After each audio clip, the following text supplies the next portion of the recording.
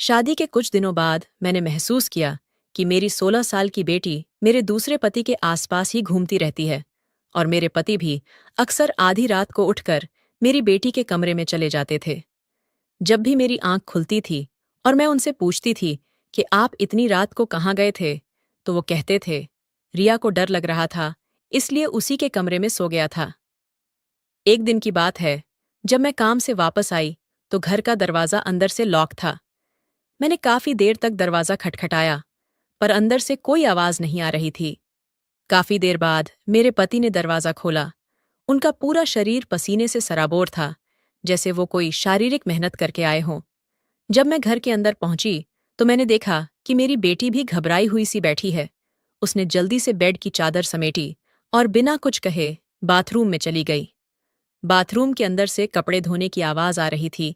मैं समझ गई थी कि वो बेडशीट धुलने गई है। मैं काफी देर तक दरवाजा खटखटाती रही, पर वो अंदर से कोई जवाब ही नहीं दे रही थी। कुछ टाइम बाद वो नहा धोकर निकली और उसने चादर सूखने डाल दी।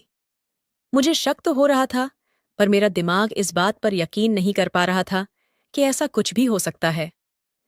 एक दिन मैं काम पर नहीं गई और अपनी बेटी के कमरे में ही छुप गई।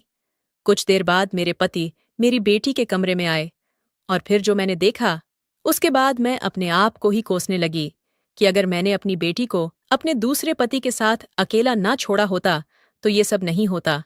हेलो दोस्तों, आज की इस हैरान कर देने वाली कहानी में आप सभी का स्वागत है। मेरा नाम पायल है और मैं एक छोटे से गांव की रहने वाली हूँ। मैं एक बहुत ही साधारण परिवार से हूँ। मेरे पिताजी किसान थे, लेकिन वो हमें पढ़ा लिखा कर एक बड़ा इंसान बनाना चाहते थे, इसलिए उन्होंने मुझे और मेरे भाई दोनों को दिल्ली भेज दिया था। हम दोनों भाई बहन दिल्ली में ही रहकर पढ़ाई कर रहे थे, लेकिन बहुत मेहनत करने के बाद भी हमारा कहीं सिलेक्शन नहीं हो पा रहा था। दिल्ली में ही मेरी मुलाकात अंकित से हुई थी। वो हमारा सीनियर था। मेरी एक फ्रेंड ने कहा था, अगर तुम्हें कुछ समझ ना आए तो तुम अंकित से मदद ले सकती हो, वो बहुत अच्छा लड़का है, तुम्हारी मदद जरूर करेगा। तो कभी कभी मैं अंकित से अपनी प्रॉब्लम डिस्कस कर लेती थी। धीरे धीरे मुझे अंकित का नेचर बहुत पसंद आने लगा था और मैं उसकी तरफ आकर्षित होती जा रही थी। मैं ना चाहते हुए भी उसके करीब होते जा रही थी। मैंने खुद को रोकने की बहुत कोशिश की, पर ऐसा हो नहीं पाया और हम दोनों एक दूसरे के बेहद करीब आ गए थे। कुछ समय बाद अंकित की नौकरी लग गई और वह दूसरे शहर शिफ्ट हो गया, पर अभी भी हमारे प्यार में कोई कमी नहीं आ रही थी। पर अब अंकित के घर वाले उस पर शादी के लिए दबाव बनाने लगे थे। कुछ दिनों बाद अंकित ने मुझसे बात करना भी कम कर दिया था। मैं भी बहुत मेहनत से पढ़ाई कर रही थी, पर मेरी नौकरी नहीं लग पा रही थी। इसी बीच मेरे भाई की भी नौकरी लग गई और वो भी दूसरे शहर चला गया। अब मैं दिल्ली में अकेली रह रही थी। कुछ दिनों बाद मेरे पिताजी का फोन आया। वो बोले, बेटा समय खराब मत करो, तुम भी घर आ जाओ, मैं एक अच्छा सा लड़का देखकर तुम्हारी शादी कर दूंगा। मैंने पिताजी की बात मान ली और घर जाने के लिए निकल गई। मैं जैसे ही स्टेशन पर पहुंची, मैंने देखा कि अंकित वहां खड़ा होकर मेरा इंतजार कर रहा है। वो बोला, तुम मुझे ऐसे छोड़कर नहीं जा सकती। मैंने सुना है कि तुम्हारे पापा तुम्हारी शादी किसी और से करवाने वाले हैं। मैं ऐसा नहीं होने दूंगा। तुम सिर्फ मेरी हो और मेरी ही रहोगी। मैंने उसे रोकने की बहुत कोशिश की। मैंने कहा, मैं अपने पापा को मना नहीं कर सकती और हमारी शादी भी नहीं हो सकती, क्योंकि हम दोनों अलग जाति से हैं।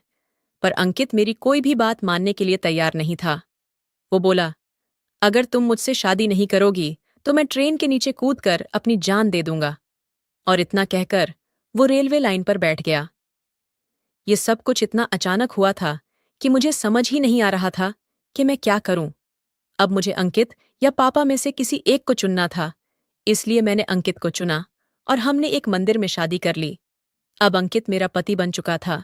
जब मैं उसके साथ अपने घर पहुंची तो मेरे माता पिता ने अपनी छाती पीट ली। मेरे पिताजी अपना सर पड़कर जमीन पर बैठ गए और मेरी माँ से बोले, मैंने कहा था ना कि जवान लड़की को घर से बाहर पढ़ने के लिए मत भेजो, पर तुम नहीं मानी। अब तुम खुद देखो इसने क्या किया है। ये पूरे समाज में हमारी नाक कटाकर आई है। उसके बाद मेरे पापा ने मुझे कुछ नहीं बोला और ना ही वो मेरी किसी बात का जवाब दे रहे थे। मेरी माँ भी बस रोए जा रही थी और कुछ भी नहीं बोल रही थी। मैं समझ चुकी थी कि 20 दिन के प्यार के लिए मैंने अपने माता पिता के 25 साल के प्यार को ठुकरा दिया था। लेकिन अब कुछ नहीं हो सकता था, क्योंकि मैं अंकित से शादी कर चुकी थी और उसकी पत्नी बन गई थी। धीरे धीरे मेरे गांव वालों को भी इस बात की भनक लग गई थी और सब मेरे घर के आसपास इकट्ठा होते जा रहे थे। गांव में तरह तरह की बातें हो रही थीं, क्योंकि हम दोनों ने अपनी जाति से बाहर शादी की थी। गांव में पंचायत बैठने वाली थी और वहां हमारे भविष्य का फैसला होने वाला था कि हम दोनों को साथ रहना चाहिए या हमें सजा मिलनी चाहिए। उन नाजुक परिस्थितियों में भी मेरे पापा ने मेरा साथ दिया और मेरी खुशी के लिए मुझे और अंकित दोनों को गांव से सुरक्षित बाहर निकालकर शहर भेज दिया। मेरे पापा अच्छे से जानते थे कि गांव में पंचायत बैठने का मतलब क्या होता है। पंचायत बहुत ही कठोर सजा देती है और पंचायत का हुक्म सबको मानना होता था। अपने गांव से आने के बाद हम दोनों अंकित के घर गए, पर उसके घर वालों ने भी हम दोनों को घर से बाहर निकाल दिया। अब हमारे पास रहने के लिए कोई जगह नहीं थी।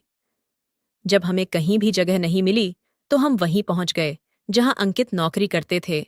मैं अंदर से परेशान तो जरूर थी, लेकिन इस बात की खुशी थी कि मैंने अपने प्यार से ही शादी की है और भविष्य में अपने पापा से भी मिलने की उम्मीद थी। दिन ऐसे ही गुजर रहे थे, मेरा और अंकित का प्यार बढ़ता ही जा रहा था। फिर वो दिन भी आया जिस दिन का हर पति पत्नी को इंतजार रहता है। हमारी जिंदगी में हमारी बेटी रिया आई। वो दिन हमारी जिंदगी का सबसे अच्छा दिन था। जब रिया पैदा हुई थी तो मेरे पापा पहली बार मेरे घर आए थे। हम सब बहुत खुश थे। फिर एक दिन ऐसा भी आया जब हमारी खुशियों को किसी की नज़र लग गई। किसी ने सच ही कहा है कि जिस शादी को माँ बाप का आशीर्वाद नहीं मिलता, वो शादी कभी सफल नहीं हो पाती है, और हमारे साथ भी यही हुआ। जब रिया 12 साल की थी, तब अंकित का एक रोड एक्सीडेंट में देहांत हो गया। उनके मरने के बाद तो हमारी पूरी दुनिया ही खत्म हो गई थी। हमारे सारे घर वाले हमसे इस हद तक नाराज थे कि कोई उनकी अर्थी को कंधा देने तक नहीं आया। हमारे लिए तो सब खत्म हो चुका था, पर एक अच्छी बात ये थी कि पति की मौत के बाद उनकी नौकरी मुझे मिल गई थी और इस नौकरी की वजह से मैं अपनी बेटी का पालन पोषण कर पा रही थी। अगर हमारे पास नौकरी नहीं होती तो हम माँ बेटी भूखों मर जाते। पति की मौत के 2 साल बाद मैं अपने मायके में ही रहने लग गई थी। एक दिन मेरे पिताजी ने कहा, पायल बेटा, कब तक ऐसी मायूसी भरी जिंदगी जियोगी? जिंदगी बहुत बड़ी है, अकेले नहीं कटेगी। रिया को एक पिता की और तुम्हें एक पति की जरूरत है। अगर तुम कहो तो मैं किसी से तुम्हारी शादी के लिए बात करूं? मैंने पापा का इतना दिल दुखाया था कि मैं इस बार उनको मना नहीं कर पाई।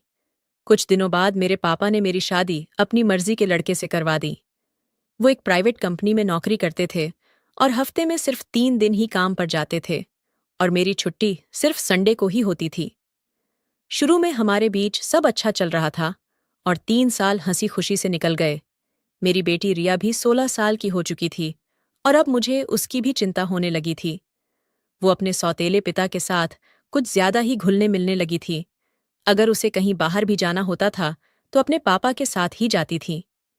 यहाँ तक कि मेरे दूसरे पति कभी कभी अचानक रात में उठकर उसके कमरे में चले जाते थे और वहीं रात बिताते थे। कुछ दिनों तक तो मुझे ये पता ही नहीं चला, पर जब एक सुबह मैं सोकर उठी तो मैंने देखा कि मेरे पति मेरी बेटी के कमरे से निकल रहे हैं। उनके उठने के बाद मेरी बेटी बेडशीट की चादर उठाकर बाथरूम में चली गई और फिर नहाकर बाहर आई। पहले दिन तो मुझे शक नहीं हुआ, पर अब ऐसा रोज ही होने लगा था और मैं सामने से कुछ पूछ भी नहीं सकती थी, क्योंकि यह आदमी बेशक मेरा दूसरा पति था, लेकिन रिश्ते में तो रिया उसकी बेटी ही लगती थी। अब मैं बहुत परेशान रहने लगी थी, क्योंकि मुझे समझ नहीं आ रहा था कि मेरी पीठ पीछे ऐसा क्या होता है कि मेरी बेटी को रोज ही बेडशीट की चादर धुलनी पड़ती है। एक दिन मैं जानबूझकर दोपहर को जल्दी घर आ गई। उस दिन मेरे पति की छुट्टी थी और वो ऑफिस नहीं गए थे। मैंने काफी देर तक दरवाजा खटखटाया, पर अंदर से कोई आवाज नहीं आ रही थी। मैंने देखा कि मेरे पति की बाइक अंदर ही खड़ी है। इसका मतलब वो ऑफिस नहीं गए हैं। इसके बाद मैंने जोर जोर से दरवाजा पीटना शुरू कर दिया। काफी देर बाद मेरे पति ने दरवाजा खोला। उसका पूरा शरीर पसीने से सराबोर था, जैसे वो कोई शारीरिक मेहनत करके आए हों। मैंने गुस्से में पूछा, आप इतनी देर से क्या कर रहे थे? वो बोले, हमारे घर पर पानी नहीं आ रहा था, इसलिए मैं टंकी ठीक कर रहा था। मैंने कहा, वो सब तो ठीक है, पर रिया कहाँ है? वो तो दरवाजा खोल सकती थी ना। उन्होंने हड़बड़ाते हुए कहा, रिया नहाने गई है, और इतना कहकर वो अंदर चले गए। पर मुझे उनकी बातों पर भरोसा नहीं हो रहा था, क्योंकि थोड़ी देर पहले ही उन्होंने कहा था कि टंकी खराब हो गई है, पानी नहीं आ रहा है, तो फिर रिया बाथरूम में क्या कर रही है? मेरे दिमाग में शक का कीड़ा उछलने लगा था और वो शांत होने का नाम नहीं ले रहा था। मैंने ठान लिया था कि अब मैं पता करके रहूंगी कि मेरी पीठ पीछे इस घर में क्या होता है। उस दिन मैंने रोज की तरह अपने सारे काम खत्म किए और रात को जल्दी सो गई। सुबह उठकर मैं रोज की तरह जल्दी ऑफिस के लिए निकल गई। लेकिन आज मैं ऑफिस नहीं गई। मैं छुप छुपा कर किसी तरह से अपनी बेटी के कमरे तक पहुंच गई और वहीं पर छुप गई। मेरे पति और मेरी बेटी को लग रहा था कि मैं ऑफिस के लिए निकल चुकी हूं। तभी कुछ देर बाद मेरे पति मेरी बेटी के कमरे में आ गए। रिया अपने बेड पर लेटी हुई थी। मेरे पति ने उससे कहा, रिया, तुम तैयार हो जाओ, मैं अभी आता हूं। कुछ देर बाद एक लेडी डॉक्टर रिया के कमरे में आई और रिया का चेकअप करने लगी। कुछ देर बाद उस लेडी डॉक्टर ने मेरे पति से कहा, आप रिया को कल अस्पताल ले आना, मैं आगे का चेकअप वहीं करूंगी। रिया घबराते हुए बोली, डॉक्टर साहिबा, आपको पता है ना कि मैं अस्पताल नहीं आ सकती। अगर मेरी माँ को पता चल गया तो बहुत बुरा होगा। लेडी डॉक्टर बोली, तो तुम अपनी मम्मी को ये सब क्यों बताओगी? तुम्हारी मदद भी यही इंसान करेगा जो तुम्हारा पाप छुपाने में तुम्हारी मदद कर रहा है। ये सुनकर मुझे रहा नहीं गया। मैं समझ चुकी थी कि यहाँ क्या चल रहा है। मैं तुरंत बाहर निकली और अपने दूसरे पति के थप्पड़ मार दिया।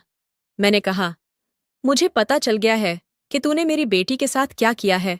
तू इतना घटिया आदमी निकलेगा, ये मैंने कभी सपने में भी नहीं सोचा था। मेरे पति ने मुझे समझाने की बहुत कोशिश की। वो बोले, पायल, तुम गलत समझ रही हो। रिया मेरी भी बेटी है। प्लीज तुम एक बार मेरी बात सुनने की कोशिश तो करो। फिर मेरे पति ने मुझे बताया कि रिया से कुछ महीने पहले एक गलती हो गई थी और मैं तो बस अपने पिता होने का फर्ज निभा रहा था। रिया एक लड़के से प्यार करती थी। एक दिन उस लड़के ने रिया को अपनी बर्थडे पार्टी में बुलाया और धोखे से उसकी ड्रिंक में नशे की दवा मिला दी। उसके बाद उसने और उसके दोस्तों ने रिया के साथ गलत काम किया और उसे रोड पर फेंक दिया। उसी रात मुझे एक अनजान नंबर से कॉल आया था, जिसने मुझसे कहा कि एक लड़की उसके घर के सामने बेहोश हालत में पड़ी हुई है और उसे सिर्फ आपका नंबर ही याद है। मैं आधी रात को रिया को घर वापस लाया था और वो जिस हालत में मुझे मिली थी, अगर मैं उस समय तुम्हें सारी सच्चाई बता देता तो तुम यह सब कुछ सहन नहीं कर पाती। इसलिए यह बात मेरे और रिया के ही बीच में रही।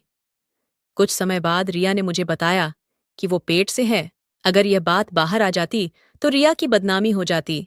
इसलिए मैंने चुपचाप एक डॉक्टर को घर पर बुलाना शुरू कर दिया। रिया को कुछ दिनों से बहुत ज्यादा ब्लीडिंग हो रही है और यही वजह है कि जब भी तुम उसके कमरे में जाती हो, वह अपनी बेडशीट उठाकर धोने चली जाती है।